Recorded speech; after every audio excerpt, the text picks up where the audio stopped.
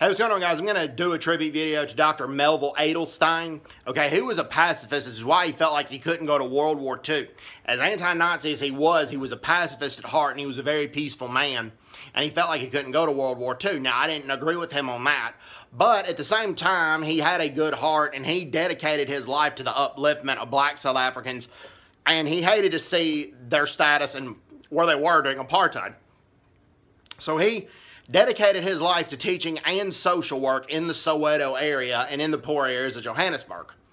And this was disrespectful how he died. He died on June 16th, 1976, and it wasn't all the protesters. I would even say it wasn't most of them, but it was a minority of protesters, a small but not insignificant portion of them, that found Dr. Melville Edelstein, and he was just in the wrong place at the wrong time. He was a white person in an area where they were protesting against the Afrikaans language being implemented in the schools. So the protesters just saw where he was, and they stoned him to death and killed him, and they put a sign on around his neck that says, "Beware Afrikaans."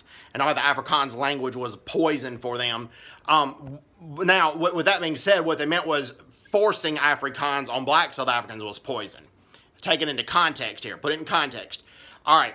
But there were a few signs behind that said, "Beware Afrikaners," which were nothing more than a threat, okay? But let me go further than this, okay? Melville Edelstein's family did not have any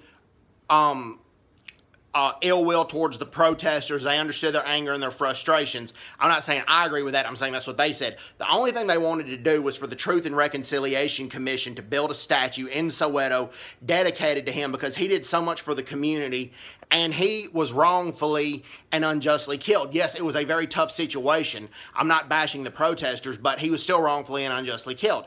And that it would have been disrespectful to him to at least not have a statue where people can remember his legacy. But the Truth and Reconciliation Commission denied that request, saying that a statue of him would be more of a painful reminder of the Soweto protest than a uplifting reminder or a positive reminder. Now, did the protest need to happen? Yes.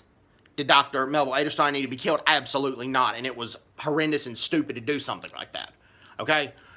So I think it was disrespectful on the Truth and Reconciliation Commission's part, and I think they were extremely wrong and extremely arrogant to tell the family no on this. So anyways, hope everybody's doing well. Take care. God bless them. Bye-bye. Bye-bye.